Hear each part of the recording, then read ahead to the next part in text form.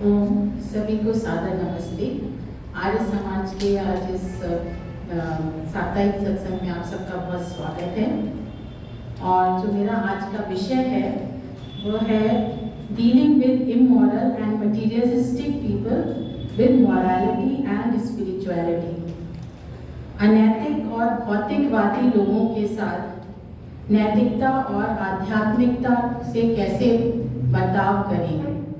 तो हमने यहाँ 4 शब्द दिए हैं, नैतिक, अनैतिक, भौतिक, आध्यात्मिक। तो अगर हम देखें तो हम इनको 3 तरह के लोगों में वर्गीकरण इनका कर सकते हैं। एक जो भौतिकतावाद में डूबे हुए लोग हैं, वो नैतिक भी हो सकते हैं और अनैतिक भी हो सकते हैं। जरूरी नहीं है कि हर व्यक्ति जो भौतिकता में लगा हुआ है, धन कमाने में और बहुत नाम कमा रहा है, ये सब वो अनैतिक ढंग से ही कार्य करे। वो नैतिक भी हो सकता है, अनैतिक भी हो सकता है। फिर एक दूसरे व्यक्ति हम कह रहे हैं आध्यात्मिकता में डूबे हुए व्यक्ति। तो आध्यात्मिकता में डूबा हुआ जो व्यक्ति होगा उसके लिए शर्त यही है कि वो नैतिक ही होगा, मॉरल ही होगा, स्पिरिचुअलिटी वाला व्यक्ति। उसमें इमोरलिटी हो ही नहीं सकती है। वो उसकी एक अंडरलाइनिंग डेफिनेशन में ही है कि आध्यात्मिक व्यक्ति मॉरल होगा। अब हम देखते हैं कि संसार में हम संसार के लोगों को इन 3 वर्गीकरण इनका कर सकते हैं। और हम ये सब विचार मेरे मन में कुछ दिनों से चल रहे थे, और जब अभी कृष्ण जन्माष्टमी निकली तो मैंने गीता का थोड़ा सा अध्ययन करने का प्रयास किया, तो और विचार आए। और आज जो विश्व की समस्याएं चल रही हैं वो शायद पहले भी थी, तो उसमें हम कैसे बिहेव करें, क्या हमारा बर्ताव होना चाहिए। क्योंकि हम जो है आध्यात्मिकता की तरफ बढ़ने वाले सब लोग हैं जो यहाँ पर आए हुए हैं, भौतिक संसार में भी डील कर रहे हैं, और हमें थोड़ी अनैतिकता है कहीं ना कहीं, परंतु हम चाहते हैं कि हम पूरी नैतिकता से कार्य करें। तो इस विषय को लेके कुछ हम चर्चा करेंगे। परंतु एक बात सत्य है कि अनैतिकता को, भौतिकतावाद को, इसको जीता केवल जो जा सकता है या इसके ऊपर जो हम कंट्रोल कर सकते हैं, उसका केवल एक ही तरीका है कि नैतिकता और आध्यात्मिकता से, स्पिरिचुअलिटी और मोरालिटी से ही इमोरल और जो मटीरियलिस्टिक वर्ल्ड है उसको जीता जा सकता है। और कोई रास्ता नहीं है, परंतु ये रास्ता जानते हुए भी हमारे सामने कई सारे चैलेंजेस आते हैं डे टू डे लाइफ में। उसको हम थोड़ा सा डिस्कस करने का प्रयास करेंगे। तो आइए हम थोड़ा महाभारत का रेफरेंस लेते हैं कि महाभारत का युद्ध क्यों हुआ। सबको स्टोरीज पता है कि महाभारत में 2 पक्ष थे, कौरव पक्ष और पांडव पक्ष। कौरव पक्ष को अगर हम देखें तो अभी हमने जो डेफिनेशन ली है उसमें वो मटीरियलिस्टिक थे और अनैतिकता के रास्ते पे ही जा रहे थे, अधार्मिक थे। जबकि जो अगर हम पांडव पक्ष को लें तो पांडव जो थे स्पिरिचुअलिटी की तरफ ही जा रहे थे और नैतिकता से ही सारे कार्य करने चाहते थे। परंतु मनुष्य हैं तो भटकते हैं हमारे जैसे, कभी फिर भौतिकतावाद में भी आ रहे हैं, कभी कभी अनैतिक कार्य भी कर रहे हैं। तो कैसे अल्टीमेटली कृष्ण जी उन्हें गाइड करते हैं, योगेश्वर कृष्ण की कैसे हमें नैतिकता के बात पे ही चल के, स्पिरिचुअलिटी के बात पे ही चल के इन पे विजय प्राप्त करनी है। तो महाभारत का युद्ध क्यों हुआ? दोनों भाई एक ही वंश के थे। युद्ध जो था वो सत्ता के लिए था, पावर के लिए था। एक तरफ अधर्मी थे, एक तरफ धर्मी थे। तो इनमें जो कौरवों में ज्येष्ठ दुर्योधन था, उसको स्पेशली पांडवों से बहुत जलन होती थी, ईर्ष्या होती थी। वो चाहता ही नहीं था कि वो लोग इस दुनिया में एग्जिस्ट करें। तो अगर हम कुछ पुराने स्टोरीज को लें तो बचपन से ही वो पांडवों का नाश चाहता था। एक बार जैसे भीम को जहर खिला दिया, विष खिला दिया और उसको बांध कर रस्सी से नदी में फेंक दिया, जिससे कि भीम मर जाए। फिर भीम जो है अपने बल से, अपनी चतुराई से सबको वहाँ पानी में से बाहर निकल आते हैं, नदी में से। फिर एक बार जब 5 पांडव जो है माता कुंती के साथ कहीं जा रहे थे तो रास्ते में उन्हें लाक्षागृह में ठहराया जाता है और रात में उसमें आग लगा दी जाती है, परंतु फिर से चतुराई से और गुप्तचरों से जो कुछ पता चलता है तो वो पांडव और माता कुंती बच के उससे निकल आते हैं। तो शुरू से जो है वो दुर्योधन का क्या वो था कि पांडव लोग इस दुनिया में रहे ही ना। फिर पांडवों को जब प्रदेश दिया जाता है कि आप लोग भी ठीक है राज्य कीजिए, तो उन्हें एक बंजर सा स्थान दे दिया जाता है पांडवप्रस्थ, जहाँ कुछ भी नहीं हो सकता था, परंतु पांडव अपने पुरुषार्थ से अपने टैलेंट से उस जगह को इंद्रप्रस्थ बनाते हैं। विश्वकर्मा ऋषि की सहायता लेते हैं, एक बड़ा सा महल बनता है मायासुर की सहायता से, जिसका आर्किटेक्चर निराला था, उसका ऐश्वर्य देखने वाला था। तो वो फिर अपने राजसूय यज्ञ करते हैं, दुर्योधन को बुलाते हैं, तो दुर्योधन और जल भुन जाता है। अब उसको और लगता है कि इनको किसी ना किसी तरह हराना है हमें। अब वो युद्ध क्रीड़ा की चाल करता है, उन लोग को जुए में बुलाता है पांडवों को, और युद्ध क्रीड़ा होती है जिसमें युधिष्ठिर जो हैं बहक जाते हैं और अपना सब कुछ हार जाते हैं, स्वयं को हार जाते हैं, भाइयों को हार जाते हैं, अपनी पत्नी को हार जाते हैं। द्रौपदी का चीर हरण होता है, भरी सभा में धर्मात्मा लोग चुप रहते हैं और एक स्त्री नारी के साथ भयंकर अत्याचार होता है, कोई कुछ नहीं बोल पाता है। इतना स्ट्रांग हो जाता है ये दुर्योधन।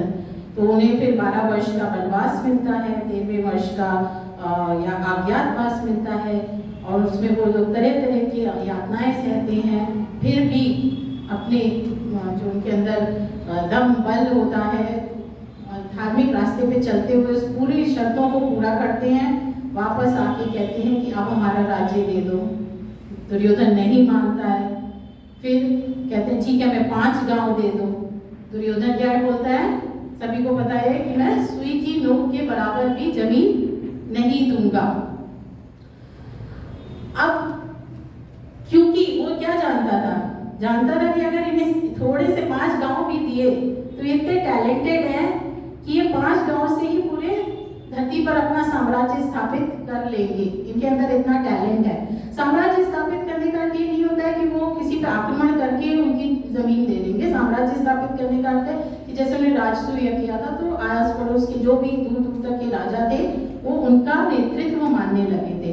तो दुर्योधन को ये डर था, उसने कहा मैं सुई के बराबर नोक के बराबर भी जमीन नहीं दूंगा। और जब अब क्या होता है कि पांडवों के लिए ये क्या क्राइसिस है, अस्तित्व का क्राइसिस है, एग्जिस्टेंशियल क्राइसिस हो गया है। तो अगर आप पैरेलल्स ड्रॉ करें तो आज हमारे देश में हमारे साथ भी एक एग्जिस्टेंशियल क्राइसिस हो रहा है।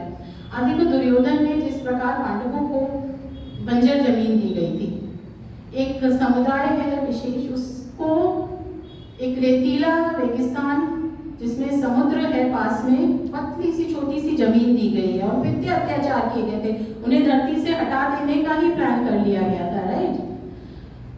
उस जमीन पर उन्होंने आज कृषि में टेक्नोलॉजी में वो बेस्ट हो गए हैं। उन्होंने इतने कृषि के अनुसंधान किए, समुद्र के पानी से, खारे पानी से फ्रेश वाटर बनाया कि आज वर्ल्ड के सारे कंट्रीज जो है उनको फॉलो करना चाह रहे हैं। तो ये आज भी हो रहा है, अभी भी उन पे अत्याचार हो रहे हैं कि उनका नामो निशान मिटा दो इस धरती पर से। तो इस तरह की बातें हो रही हैं। हमारा देश 2 भागों में बटा, फाइनली 3 में हो गया, वो 2 भागों में बटा। आज देखिए वो सारे जो भाग बटे हुए हैं वो क्या हैं, कुछ नहीं, कहीं नहीं पहुंचे हैं। और ये देश सारे चैलेंजेस के बाद भी हम तरक्की कर रहे हैं।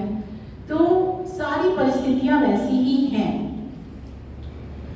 तो इन सब से हम एक निष्कर्ष निकाल सकते हैं कि परिस्थितियां हर काल में सेम ही रहती हैं, मोर और लेस। कौरव ज्यादा थे, अधर्मी हमेशा ज्यादा होंगे, पांडव कम थे, अधर्मी कम होंगे। तो हमें 3 तरह के लोग पता चलते हैं, एक अधर्मी कौरव, एक धर्मी पांडव, और एक और विशेष प्रकार के लोग हैं जैसे भीष्म, द्रोणाचार्य, कृपाचार्य आदि सब गुरुजन, और जो कि धर्म को जानते थे परंतु वो चुप रहते हैं इस लड़ाई में, या तो चुप रहते हैं या फिर वो कौरवों का ही साथ देने में किसी ना किसी कारण से विवश हैं। तो हमने 3 तरह के लोग आइडेंटिफाई किए हैं। अब थोड़ी देर में हम इस बिंदु पे वापस आएंगे और हम आइडेंटिफाई करेंगे हम किस कैटेगरी में हैं। हम अपने को मानेंगे पांडव कैटेगरी में, क्योंकि हम यहाँ बैठ के चर्चा कर रहे हैं अच्छे लोग की, और हम मान के चलते हैं कि हम धर्मी हैं और अच्छे हैं, परंतु हम इस बिंदु पे वापस आएंगे। तो आइए अब हम आप लोग को जो वो दिए गए हैं पेजेस, उसमें अब हम ईशोपनिषद पे आते हैं और यहाँ पे कुछ बिंदुओं को समझने का प्रयास करेंगे और बाद में हम कनेक्टिंग द डॉट्स करने का प्रयास करेंगे। तो ईशोपनिषद में 3 मंत्रों के 2 सेट आते हैं, जहाँ विद्या और विद्या की बात की है और संभूति और असंभूति की बात की है।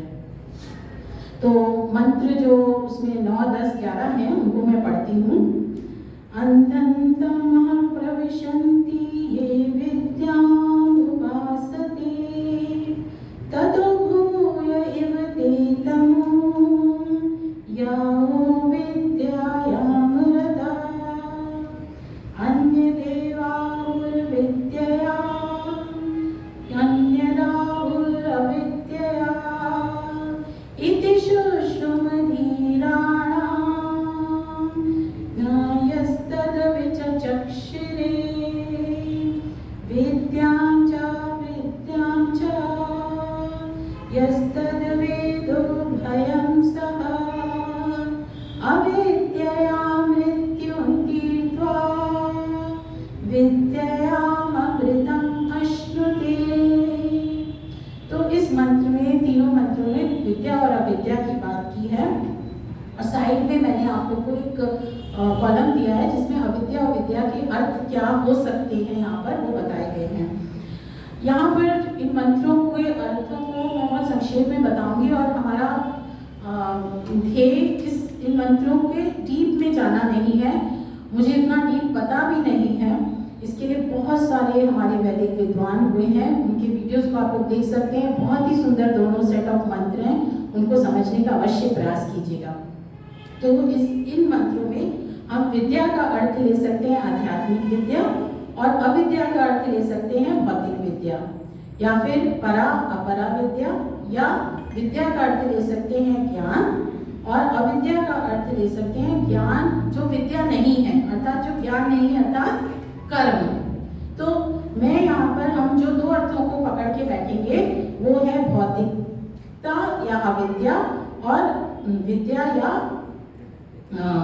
आध्यात्मिकता, और कर्म और ज्ञान। ये 2 अर्थों से हम जो आज का 3 वर्गीकरण वगैरह किए हैं उनको समझने का प्रयास करेंगे। तो मंत्र कह रहा है कि जो लोग विद्या की अविद्या की उपासना करते हैं, अर्थात भौतिकतावाद में जाते हैं, वो केवल इसमें जाते हैं जो वो अंधकार में जाते हैं, और जो विद्या में जाते हैं अर्थात आध्यात्मिकता में जाते हैं केवल, वो और भी गहरे अंधकार में जाते हैं। हमने धीर पुरुषों से सुना है कि इन दोनों के जो रिजल्ट्स होते हैं, फल होते हैं विद्या और अविद्या का, ये डिफरेंट होता है। और जो लोग इन दोनों को, अविद्या और विद्या को एक साथ जानते हैं, वो अविद्या से या भौतिक उन्नति से मृत्यु को पार करते हैं, और विद्या से, ज्ञान से अमृत को प्राप्त करते हैं। तो यहाँ पे जैसे जो लास्ट लाइन है, बोलते हैं अगर आप पूरी भौतिकता में डूबे हैं तो अंधकार में डूबे हैं, आध्यात्मिकता में डूबे हैं तो और ज्यादा अंधकार में डूबे हैं। सिमिलरली अगर आप केवल ज्ञान कर रहे हैं, तो केवल आप कर्म कर रहे हैं तो अंधकार में, आप केवल ज्ञान कर रहे हैं तो अंधकार में। तो हमें समन्वय के साथ दोनों को साथ लेकर चलना है। अब कैसे, अगर हम भौतिकता में हैं तो मृत्यु को कैसे पार कर लेते हैं, थर्ड वाले जो मंत्र में बोल रहे हैं कि अगर आप भौतिक विज्ञान में अगर बहुत ही ज्यादा उन्नति कर ली है और हम खूब कर्म करते हैं, अच्छे कर्म करते हैं, तो हम भौतिक विज्ञान में उन्नति कर लेते हैं, तो हमको मृत्यु से, इस जीवन की मृत्यु से, जो फिजिकल मृत्यु है उसको हम टाल सकते हैं, आगे बढ़ा सकते हैं, और शरीर द्वारा हम अपना जीवन स्वस्थ बना सकते हैं। परंतु हम अमरता को नहीं प्राप्त कर सकते। अमरता कैसे मिलेगी? अमरता मिलेगी जब हमें ज्ञान होगा, आध्यात्मिक ज्ञान होगा कि अमरता का अर्थ क्या है? अमरता का अर्थ है कि हम सुख दुख से ऊपर उठ जाएं, हमको ये समझ में आ जाए कि ये मृत्यु जो है केवल शरीर की होती है, आत्मा की नहीं होती है। हम इस जन्म मरण के चक्र से छूट जाएंगे, अमरता है। तो वो केवल हमें ज्ञान से ही मिलेगी। तो ये बात इसमें समझाई गई कि हमें दोनों रास्ते लेकर चलना होगा एक साथ। इसी के साथ हम नेक्स्ट 3 मंत्र पढ़ते हैं। अन्नं तमः प्रविशन्ति ये सम्भूतिम् उपासते तद्भूय इव ते तमो यावु सम्भूतया मृतः अन्यदेवाहुर्सम्भवात्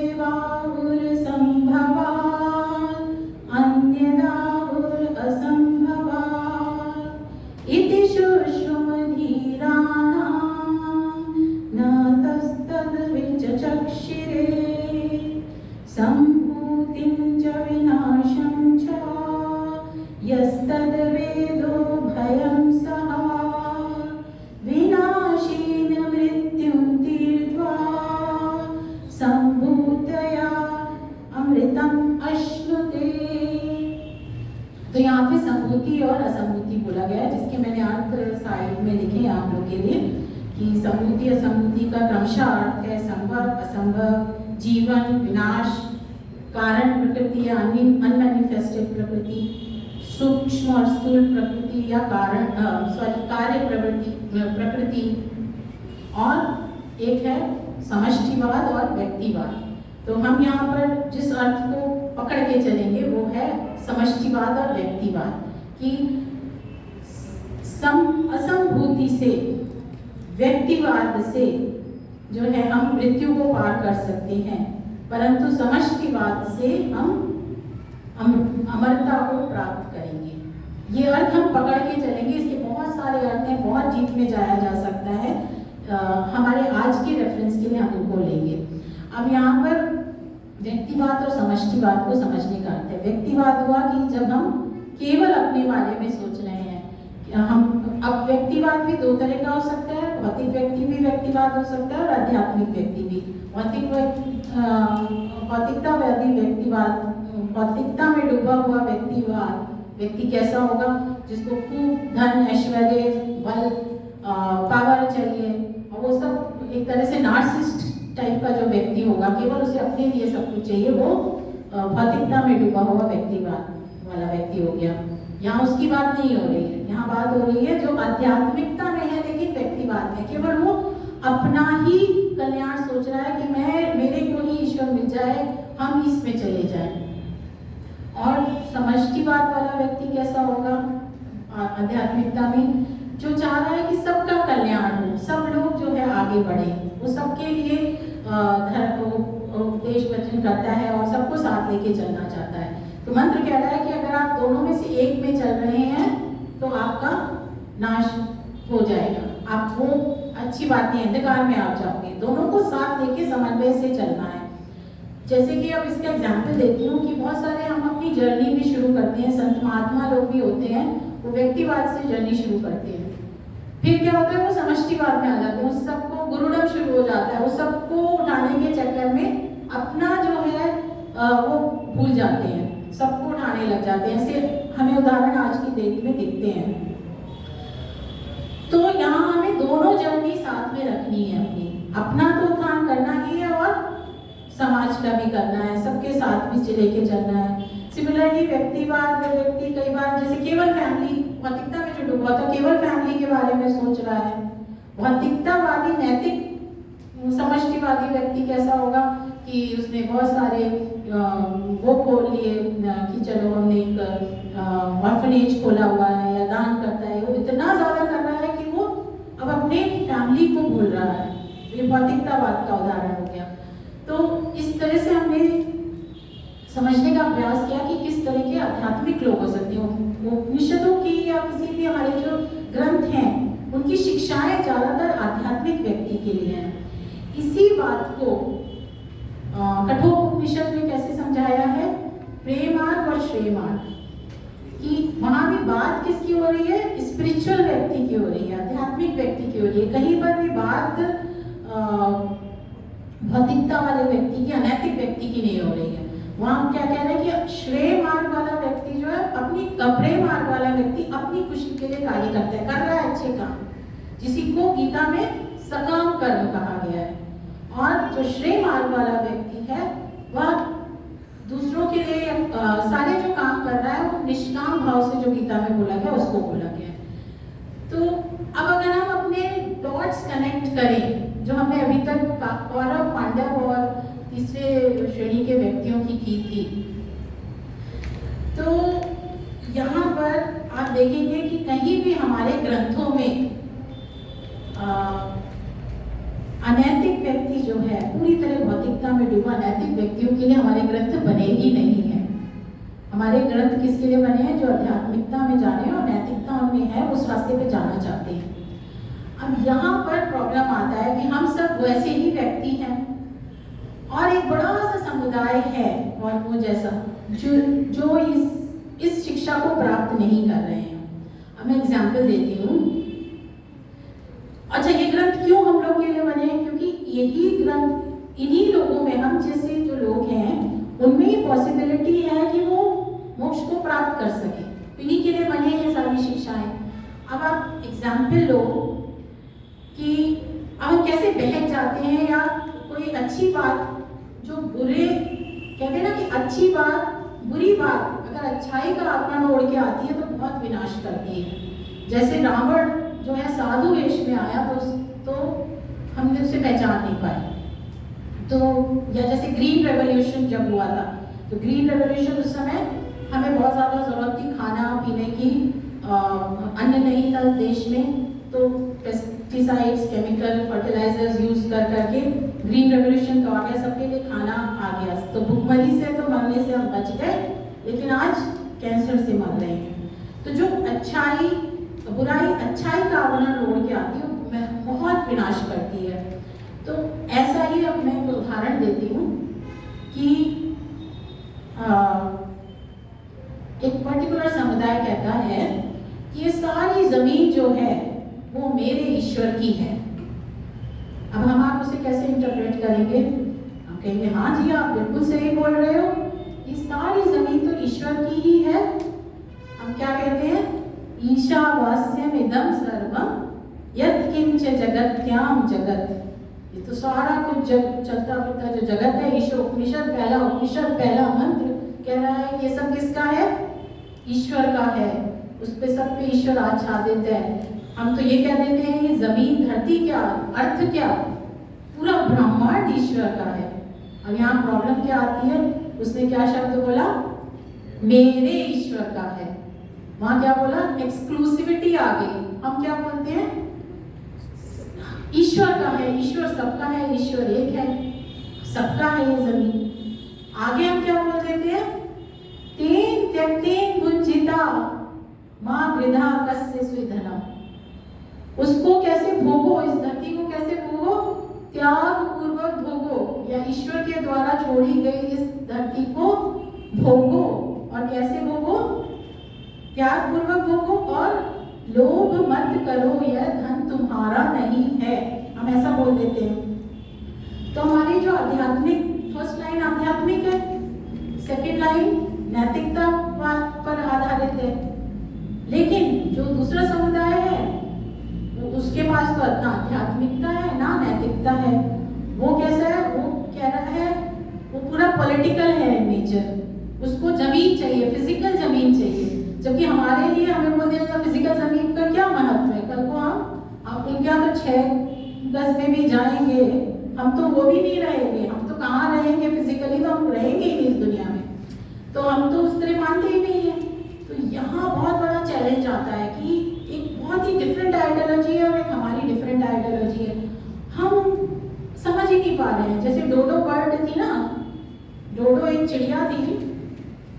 सेलर्स लोग जो जाते थे वो वहाँ पर पाई जाती है ना तटों पर। तो सेलर लोग जब पहले जाते थे तो वो चिड़िया बहुत फ्रेंडली चिड़िया थी, किसी के पास भी चले जाती थी। तो उसको मार मार कर खा गए। आज डोडो है नहीं इस दुनिया में, तभी फ्रेज आता है एज डेड एज डोडो, डोडो एक्सटिंक्ट हो गई है। तो हमने बुराई देखी नहीं है, हम उस दृष्टि से, उस पर्सपेक्टिव से दुनिया को देखते ही नहीं है। तो हमारे लिए बहुत कठिनाई हो जाती है कि हम कैसे डील करें ऐसे लोगों को। अगर हम कहते हैं नहीं हम भी अनैतिकता ले आएंगे, तो हमारा जो अंदर की अंतरात्मा है वो आंसर नहीं कहती, नहीं ऐसा तो नहीं हो सकता। हमें ये पता है कि सब चीजें जीतनी हमें आध्यात्मिकता और नैतिकता के साथ ही है, और कोई रास्ता ही नहीं है। Per day to day life में हम इस प्रकार के चैलेंजेस फेस करते हैं। आप लोग फेस करते हैं कि नहीं? मैं बहुत फेस करती हूँ, ये करते हैं ना, हम लोग सब करते हैं। और यही चैलेंज जो है धर्मात्मा अर्जुन ने युद्ध में फेस किया था, फिर जो कृष्ण जी उन्हें समझाते हैं। यहाँ हमें मोह तो लाए ही नहीं है कि उनको क्यों मारो, मरेगा। अब डिफरेंट आइडियोलॉजीज के बीच में जो लड़ाई है उसको कैसे हम हैंडल करें वाली बात है। तो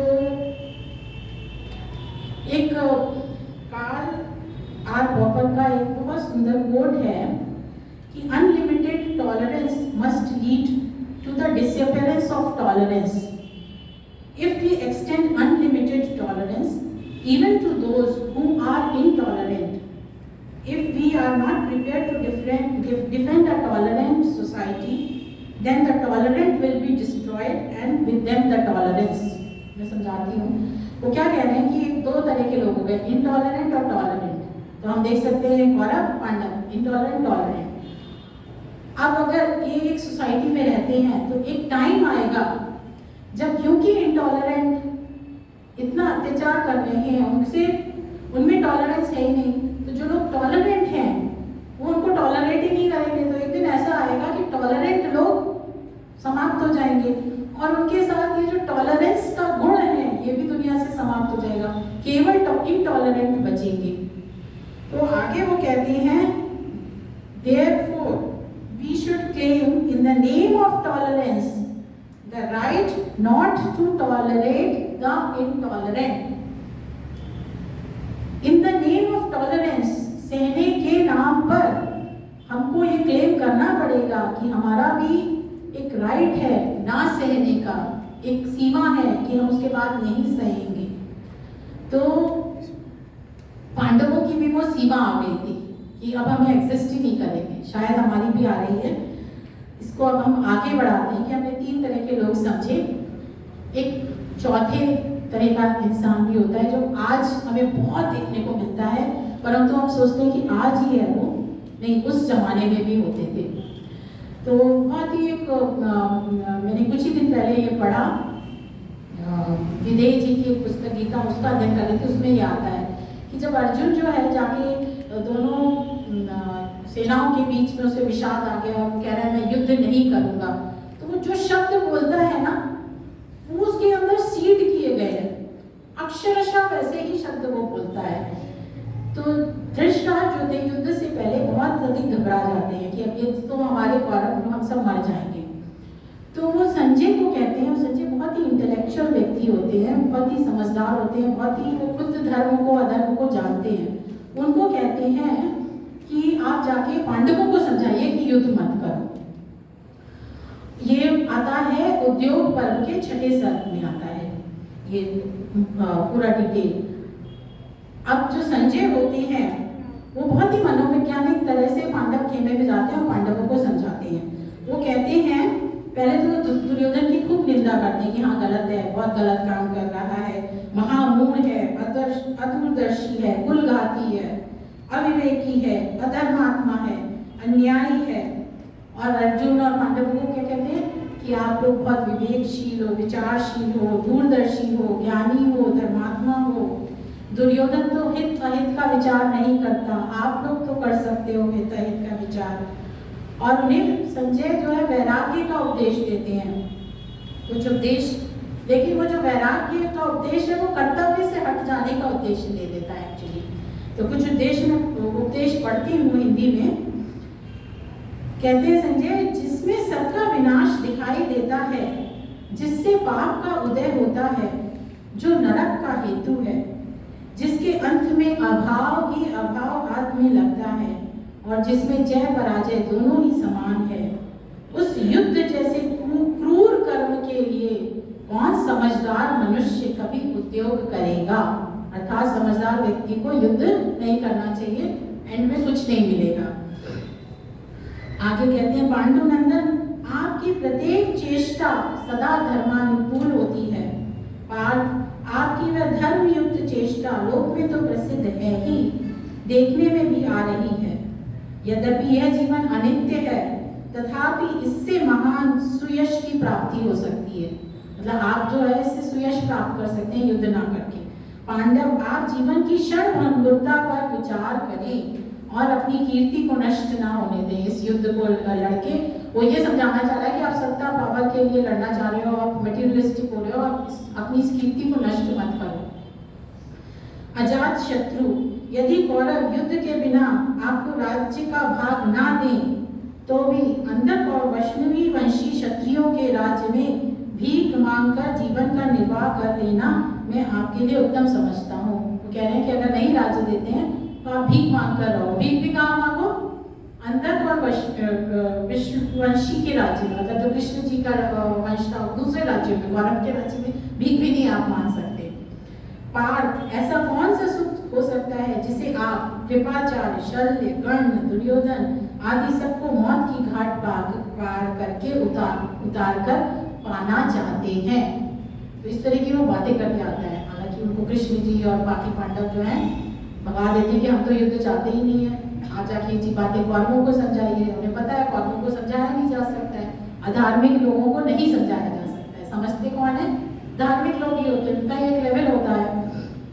आप देखेंगे जब युद्ध है तो अर्जुन यही बातें रिपीट कर रहे हैं, कह रहे हैं कि वर्ण संकर आ जाएगा, संसार का विनाश हो जाएगा, इसमें जो स्त्रियां हैं वो प्रदूषित हो जाएंगी, दुष्ट हो जाएंगी, जो हमारे पूर्वजों हैं उनकी सेवा करने वाला कोई नहीं रहेगा, बड़े बूढ़ों की, और मैं जो है भीख मांग के, वो ये सेंटेंस पूरा का पूरा ऐसा सेंटेंस बोलते हैं कि मैं भीख मांग के जिंदा रहने के लिए रेडी हूँ, पर मैं इनके रुधिर में सख्त हुए जो राज्य है उसको मैं भोगना नहीं चाहता हूँ। इसको भोग के मुझे, बिना संबंधियों के भोग के मुझे क्या मिलेगा। तो इस तरह की बातें करते हैं। आप देखेंगे जो आज के लेफ्टिस्ट हैं बिल्कुल ये बातें करते हैं। वो समझाते किसको हैं? सारी बातें हम लोग को समझाई जाएंगी कि मान जाओ आप लोग, तो this is not your religion, हमारे रिलीजन की डेफिनेशन डिफरेंट है, यही समझाया जाता है ना कि डेफिनेशन बहुत डिफरेंट है, आप लोग गलत बोल रहे हो, हम तो मार ही नहीं सकते, हिंसा करना ही नहीं चाहिए, अहिंसक ही रहना चाहिए। ये सारे लेफ्टिस्ट मिलके इस तरह की समझा रहे हैं, और साथ किसका दे रहे हैं? दुर्योधन का, सबके सब। तो इस तरह में चार तरह के लोग समझे। फिर एक और महान व्यक्तित्व होता है, वो है श्री कृष्ण, योगीराज श्री कृष्ण जी। तो एक तरफ मिस गाइड करने वाले लेफ्टिस्ट हैं, एक तरफ गाइड करने वाला महानुभाव आता है इस दुनिया में, जैसे कि श्री कृष्ण जी हुए, हमारे बहुत सारे और महर्षि हुए, महर्षि दयानंद हम कह सकते हैं। तो इस तरह के व्यक्ति आते हैं जो धर्म अधर्म का वास्तविक रूप बताते हैं। गीता के 16वें चैप्टर में देव और असुरों की बहुत अच्छी डेफिनेशन दी गई है, तो हम उससे आइडेंटिफाई कर सकते हैं किस कैटेगरी में आते हैं। तो मैं यहाँ पर एक नोट के साथ समाप्ति करूंगी कि हमने 5 तरह के लोग देखे। आज हम आगे नहीं देखेंगे कि इस समस्या का समाधान क्या है, वो हम आगे के सेशंस में लेंगे।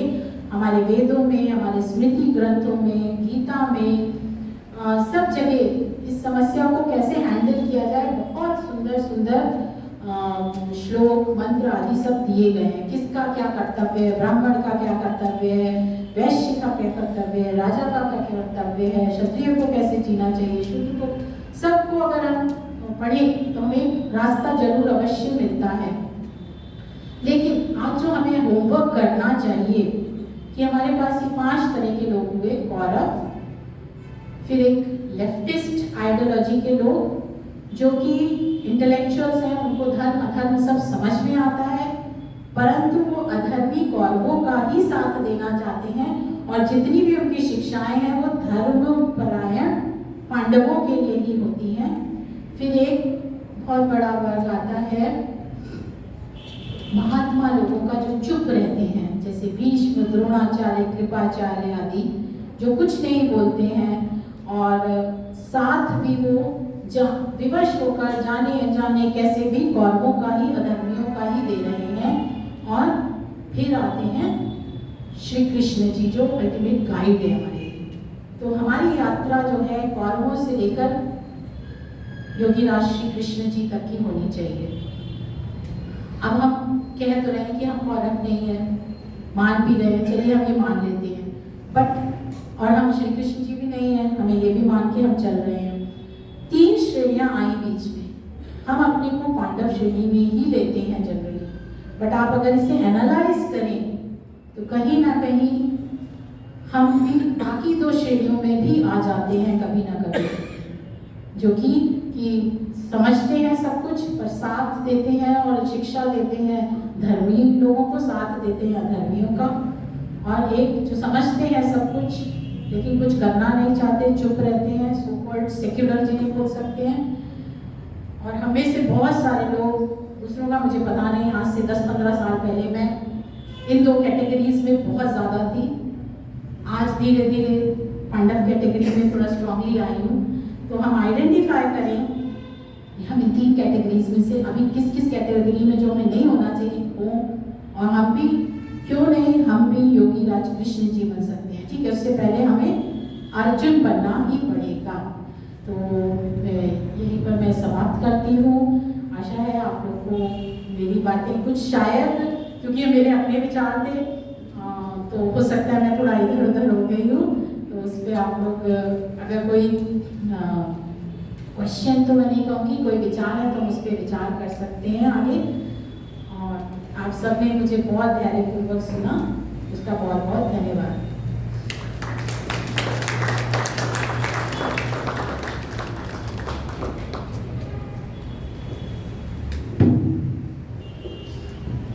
ओम नमस्ते जी। बहुत ही सुंदर विचार स्वाति जी ने रखे, and I think she was trying to connecting with the today's whatever we are going through the day-to-day life. हम किस परिस्थिति में हैं और उस परिस्थितियों का समाधान कैसे निकालें।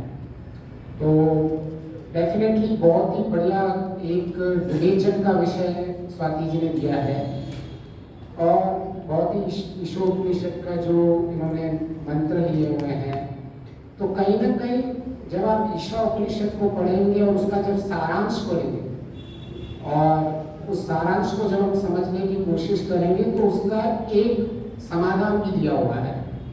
जैसे बहुत बढ़िया विद्या अविद्या, आध्यात्मिक भौतिक, ज्ञान कर्म, परा अपरा, जीवन विनाश, समष्टिवाद, व्यक्तिवाद, अब ये सब दृष्टिकोण है हमारे जीवन के, और उसका उत्तर एक ही है कि हमें हमारा दृष्टिकोण समन्वयात्मक दृष्टिकोण बनाना पड़ेगा। अगर हम केवल एक ही दृष्टिकोण से चलेंगे और हमारी प्राइमरी प्रॉब्लम वही है, ईशोपनिषद उसी को कर रहा है कि हमारी दृष्टि आज एकांकी दृष्टि हो गई है कि हम सबका सॉल्यूशन किसी एक चीज से समझने की कोशिश कर रहे हैं।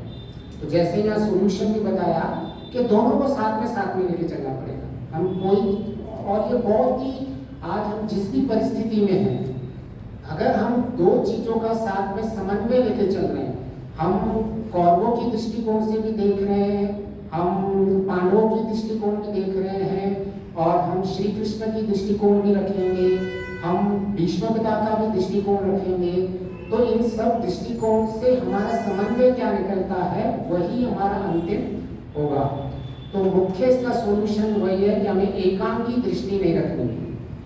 और जैसे स्वाति जी ने कहा कि उस वक्त तो श्री कृष्ण जी थे गाइड, और अभी कौन है, तो अभी जैसे बताया कि हमें श्री कृष्ण बनना होगा, तो महर्षि दयानंद की जो एक पद्धति है, आप जब महर्षि दयानंद को आप गहराई से हम समझने की कोशिश करेंगे, उन्होंने कहीं भी अपने ज्ञान को अपने महिमा मंडल के लिए कहीं भी नहीं लिखा है। उनका मुख्य उद्देश्य वही था कि जैसे श्री कृष्ण थे ऐसे ही मैं सबको सशक्त बना सकूं। और पूरा का पूरा जो महर्षि का जितना भी है, कभी भी आपने देखा होगा, कभी भी उनका जो भी ज्ञान बांटते हैं उसमें डेटा के साथ प्रेजेंट करते हैं और उनके साथ उनका पूरा लॉजिकल थिंकिंग देते हैं, जो श्री कृष्ण की पद्धति थी। श्री कृष्ण जी जब भी कुछ कहते हैं तो उसके पीछे एक समन्वयात्मक पीछे ज्ञान था। और वैसे ही स्वामी दयानंद सरस्वती जी थे कि अगर मैं आज रहूं या नहीं रहूं, महर्षि दयानंद की उच्च दृष्टि देखिए, उन्होंने कुछ भी ऐसा नहीं कहा कि उस वक्त आप पढ़ो और आपको केवल उस वक्त आपके जीवन के अंदर परिवर्तन हो जाएगा। उन्होंने लोगों को सशक्त बनाया कि आप श्री कृष्ण जैसे बनिए और आप में वो कैपेबिलिटी और एबिलिटी डेवलप कीजिए कि जब संसार में इतने सारे दृष्टिकोण होंगे तो सारे दृष्टिकोणों को देख के आप कैसे समन्वय लगा के उसका समाधान निकालेंगे। और यही महर्षि दयानंद जी की बहुत बड़ी देन थी। तो आज भी हमारे पास वो सारे साधन हैं, आज भी हमारे पास वो सारी सुविधाएं हैं, आज भी हमारे पास वो सारे शास्त्र पढ़े हुए हैं, आज भी हमारे पास उन सारे शास्त्रों का सारांश है सत्यार्थ प्रकाश। आपको लगेगा कि इतना बड़ा शास्त्र है, इतने सारे कितनी सारी चीजें बता दी इसके अंदर कि मुझे विद्या सीखनी पड़ेगी, अविद्या क्या है, आध्यात्मिकता क्या है, भौतिकवाद क्या है, ज्ञान क्या है, कर्म क्या है, परा क्या है, अपरा क्या है। मतलब हम देखने जाएं तो ये अपने आप में बिग बिग टॉपिक्स हैं, they are not just small words. तो एक महर्षि दयानंद जी थे जिन्होंने इन शब्द का समन्वय निकाल के एक आम इंसान के लिए एक छोटी सी सत्यार्थ प्रकाश में सारे के सारे समन्वयात्मक ज्ञान दिए हुए हैं। ये सारा आपको विद्या विद्या सीता नवे संविलास में आप पहुंचोगे तो इसका उत्तर मिल जाएगा और इसको आपको सॉल्यूशंस भी मिल जाएंगे ये कैसे मिलेंगे। तो स्वाति जी का बहुत बहुत धन्यवाद। इन्होंने प्रश्न भी क्रिएट किया है और हमारे सामने वो रखा है कि हाँ, सबसे पहले ये प्रॉब्लम एग्जिस्ट है, कहीं ना कहीं हम कहीं आंख बंद करके तो नहीं बैठे हुए हैं तो मैं समाधि लगा के बैठ जाऊंगा, उपासना में लगा दूंगा और सारे प्रॉब्लम सॉल्व हो जाएंगे। नहीं, कैसे महर्षि दयानंद जी समाज सेवा भी करते थे और मल्टी डायमेंशंस थे। कभी कोई नहीं कह सकता था कि महर्षि दयानंद जी केवल एक सन्यासी थे, उन्होंने सब डायमेंशंस में काम किया हुआ। कैसे करवाते थे वो सब डायमेंशन में काम? तो उनकी यही थी, इतनी सारी दृष्टिकोण होते हैं इंसान के, किसी भी व्यक्ति के, उन्होंने सारे दृष्टिकोण का एक समन्वयात्मक दृष्टिकोण निकाला है। उन्होंने कहा सबका समाधान है, केवल इन सारे दृष्टिकोण जितने भी है उनको आप समन्वय बनाइए तो आपके जीवन के अंदर प्रश्न जो होते हैं कि मैं सहनशील हूं कि नहीं कहूं, केवल महर्षि दयानंद जी को जो समझ सकता है उसका ये उत्तर दे सकता है कि मुझे सहनशीलता रखनी है या नहीं रखनी है।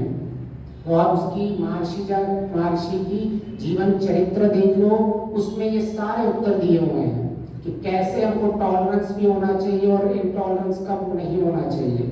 कैसे जब हम हमारे आर्य समाज के 10 नियमों में ही सारे उत्तर लिखे हुए हैं।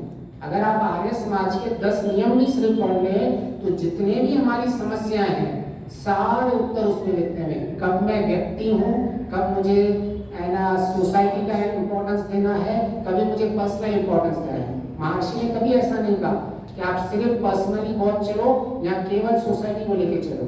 तो दोनों में नियम जब आप देखोगे कि मैं कहाँ स्वतंत्र हूँ, कहाँ मेरे अस्वतंत्रता है, तो इतना सारा अगर सत्यार्थ प्रकाश नहीं भी पढ़ना है, किसी को बहुत बड़ा लगे, तो सारे उत्तर हमको आर्य समाज के 10 नियम में मिल गए।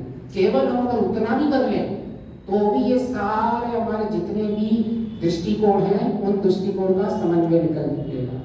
तो आज स्वाति जी का पुनः बहुत बहुत धन्यवाद और बहुत ही बढ़िया उन्होंने विवेचन का टॉपिक रखा है और हम सबको उनका समाधान निकालना चाहिए और हम जिस जगह बैठे हुए हैं उनका बहुत ही सिंप्लीफाइड समाधान दिया हुआ है, केवल हम थोड़ा सा अपनी समन्वयात्मक दृष्टि रखें। आपका बहुत बहुत धन्यवाद।